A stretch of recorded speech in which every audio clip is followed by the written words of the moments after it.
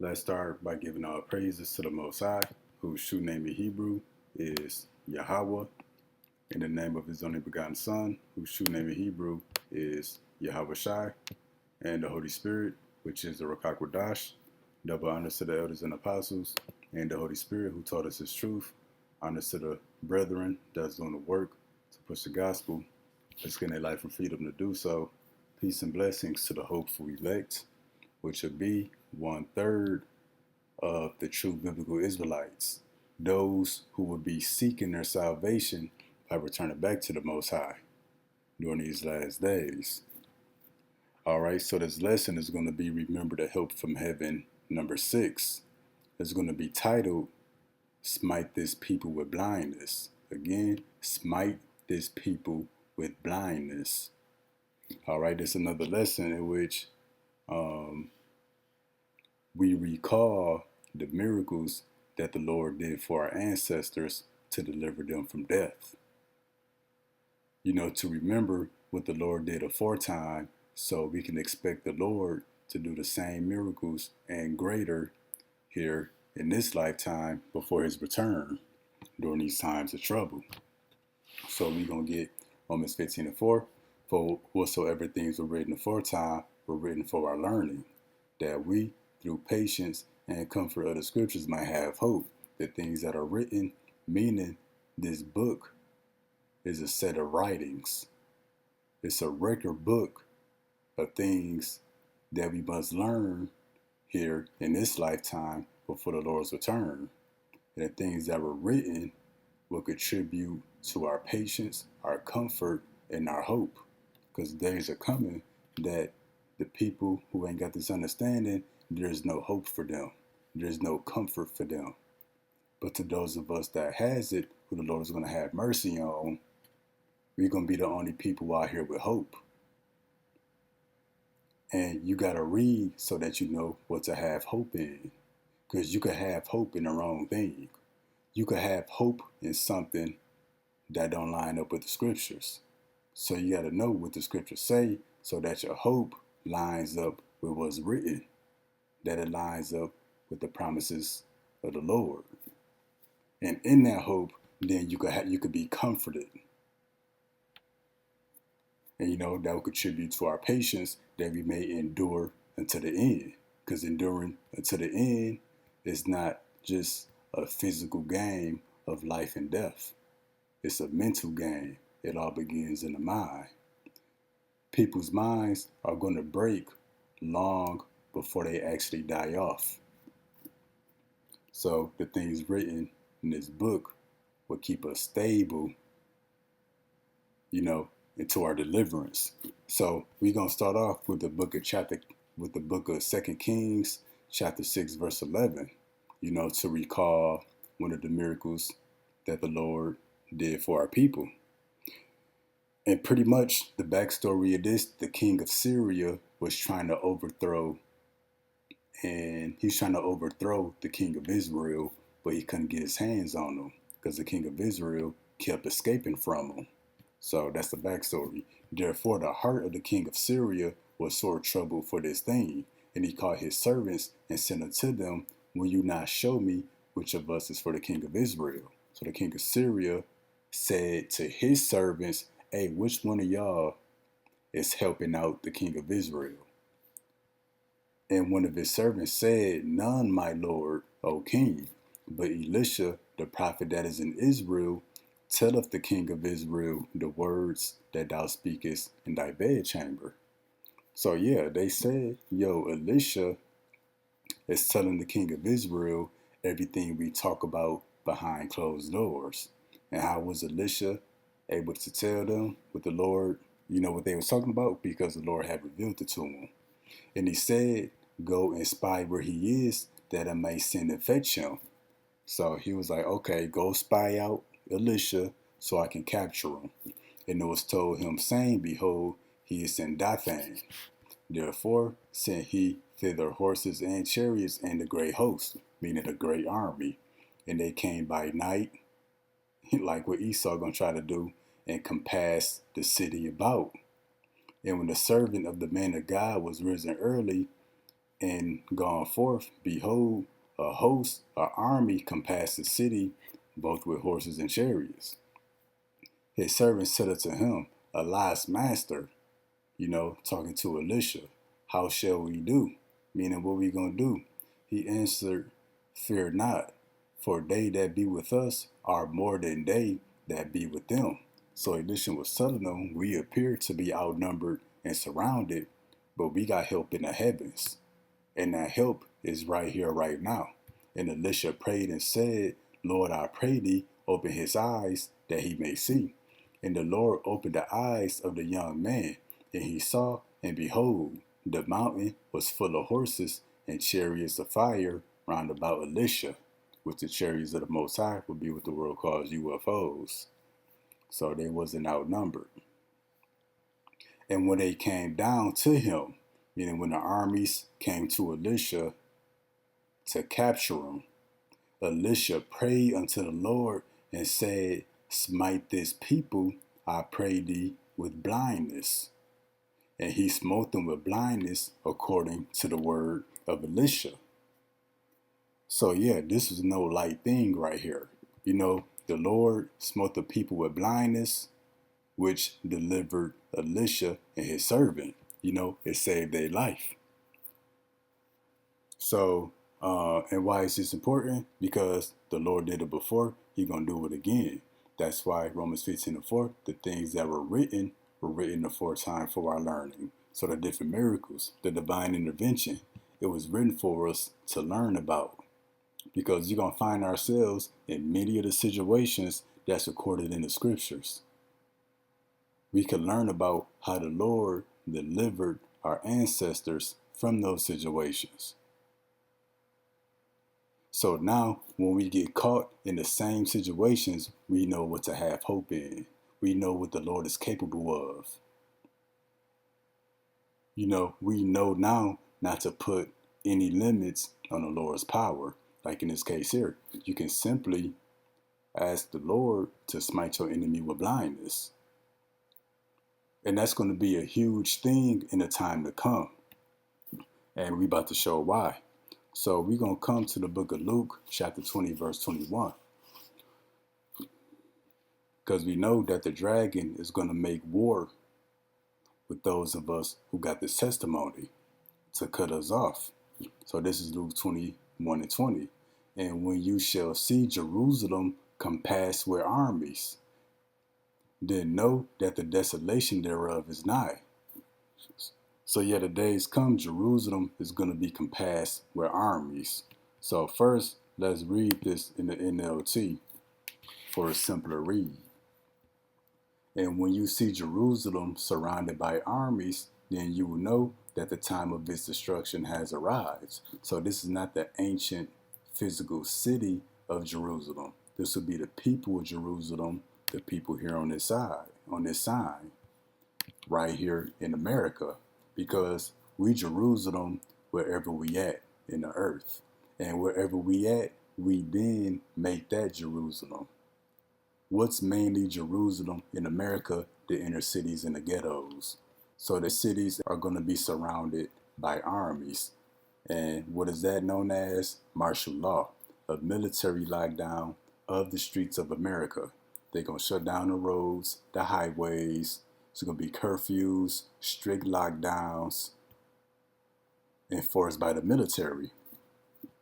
So yeah, this is coming to America. Now, Jerusalem, the inner cities in America being shut down under martial law, be completely surrounded by Esau's military. Let's see how that lines up with the events in 2 Kings, the 6th chapter. So we're going to read this in the NLT as well. But again, we're going to start with the KJV. Therefore, he sent horses and chariots and a great host, and they came by night and compassed the city. So let's read this in the NLT.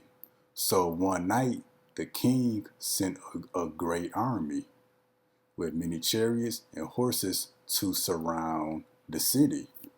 So this is really foreshadowing of spiritual Jerusalem, meaning the people of Jerusalem being surrounded by a great army. And it says what? It says they came by night. We know that's what Esau was going to do. Because what? He got all these rolling blackouts. It's going to be nationwide blackouts for weeks and months at a time. We know Esau has been heavily upgrading his night vision equipment to see in complete darkness. So Esau about to do the same thing. He's going to come by night with many chariots and horses. What's modern day chariots and horses? His military vehicles, his military equipment, etc. But again, when you will see not physical Jerusalem, but spiritual Jerusalem, the people Jerusalem surrounded by armies here in America through martial law, a military lockdown of America, they know that the time of its destruction has arrived. So that's when they're going to try to come, cut off Israel, really by slaughtering us, because that's all part of prophecy. So we're going to hit 2nd Maccabees chapter 15, verse 7. But Maccabeus had ever sure confidence that the Lord will help him. So yeah, we're supposed to be confident in asking for help from the Lord, knowing that there's not anything that's outside of his power. So wherefore he exhorted his people not to fear the coming of the heathen against them. So even now, don't fear the coming of the heathen when the enemy come in like a flood, which you about to get in a minute. And what's the heathen coming against us today? That's when you see Jerusalem compassed or surrounded with armies. And what are the various armies? Well, it's going to be the U.S. military. It's going to be these illegal immigrants that be given a badge and a firearm in the orders to come after us. It's going to be the UN peacekeeping troops. It's going to be the military police. It's going to be FEMA troops, martial law troops coming after us. So it's going to be an international effort among the heathen to come lock down America and cut off Israel. So again, 2nd Maccabees chapter 15, verse 8, which Maccabeus, he would represent the prophets because it's the men of the Lord who's exhorting and encouraging our people to not fear the coming of the heathen against them, because the enemy about to come in like a flood. Esau and his armies, they about to make war with the people of Israel to try to cut us off. So fear not the coming of the heathen against them, but to remember the help which in former times they had received from heaven.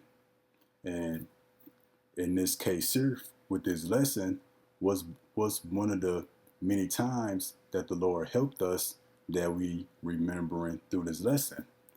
When Elisha prayed to the Lord to smite the people with blindness, and now expect the victory. So now, we here at the time of the end. When the house of Jacob, being the remnant, the elect, they're about to get the victory, and the aid which shall come unto them from the Almighty. So the Lord about to pour out blessings and miracles out of this world. And so comforting them out the law and the prophets, and withal putting them in the mind of the battles that they won afore, he made them more cheerful.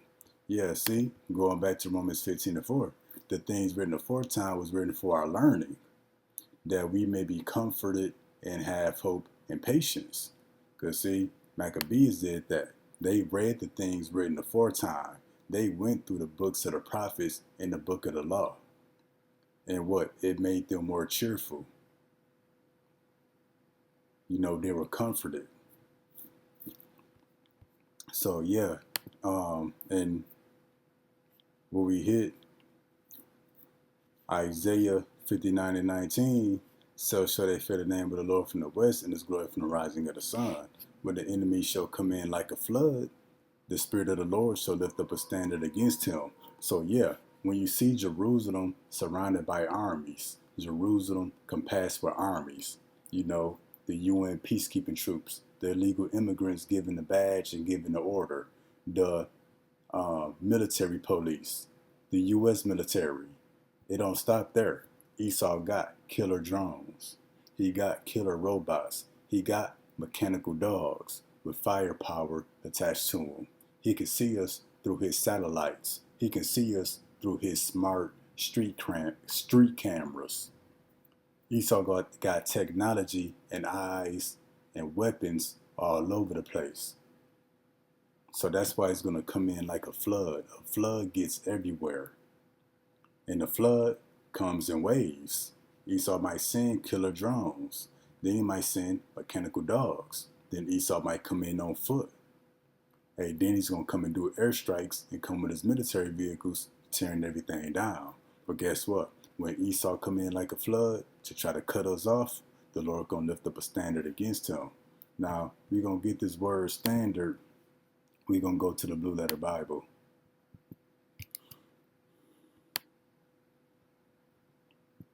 Strong's H 5127. Noose. Noose. That's for shall lift up a standard. Strong's H 5127. Noose. Noose. So the enemy come in like a flood, the Lord gonna lift up a standard. Well, simply that means that the Lord is gonna make a way for us to flee or to escape. And these will be the different ways that our people will flee or escape. Some are gonna take flight. Some are gonna put to flight, meaning they're gonna fight off the enemy. And it says to disappear. People are gonna literally disappear, who the Lord have mercy on. But also too, the Lord gonna smite people with blindness. That's, nothing is off limits to the Lord. And when our enemy is smitten with blindness, in a way, that's gonna be like us disappearing. Because you can't fight who you can't see. You can't kill, you can't capture who you can't see. So the Lord is going to smite them with blindness just for us to escape. It might not necessarily be about killing them, but it would be about our escape so that we can get from point A to point B, from point B to point C.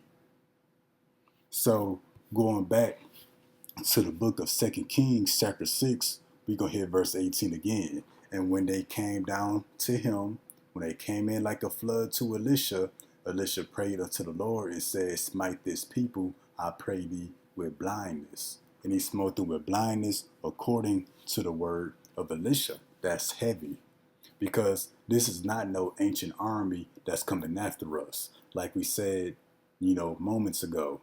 Esau coming in like a flood. They gonna come in on foot. They got satellites. They got killer drones with cameras. They got mechanical dogs and killer robots. They got night vision equipment. They can see us all in the dark, all at night. They got equipment in which they can see our body heat. Then they also got equipment that can see through people's houses and see the people right in there. Esau can watch us through our smart TV. He can watch us, through our cell phones and through our laptops. But the Lord is going to smite the people with blindness. So they're not going to only be able to not see us with their physical eyes, but they're not going to be able to see us with their technology either. That's part of that blindness. See, all the miracles that the Lord did in the ancient world, the Lord's going to perform them same miracles 100-fold. See, so back then, the Lord just made the people go blind. So in this lifetime, the Lord is going to make their people go blind. But guess what? They're not going to be able to detect us with their night vision equipment either. Our body heat not going to register on their devices. If they got something that can look through walls, well, guess what? It's not going to see us.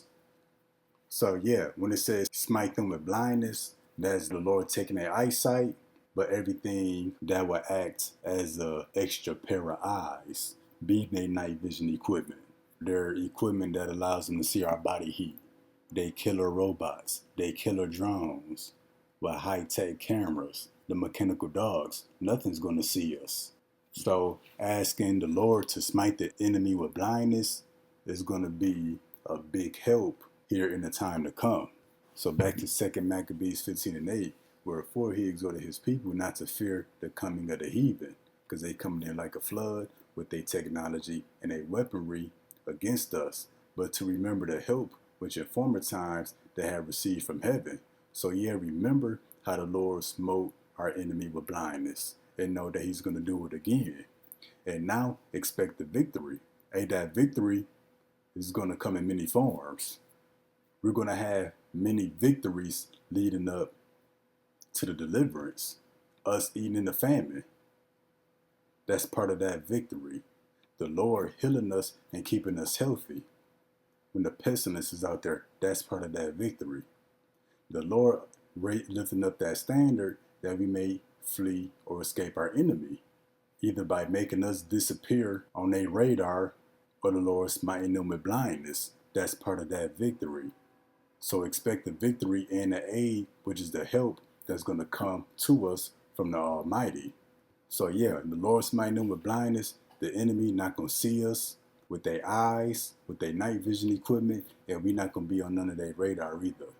The enemy being blind is the equivalent of us disappearing. Because Esau done beefed up his military and his weaponry and his technology on a whole nother level. But guess what? If the Lord smite them with blindness, none of it's going to work, to capture us. And that's going to be just enough time for us to escape. Because the Lord might want to destroy him with the nuclear missiles.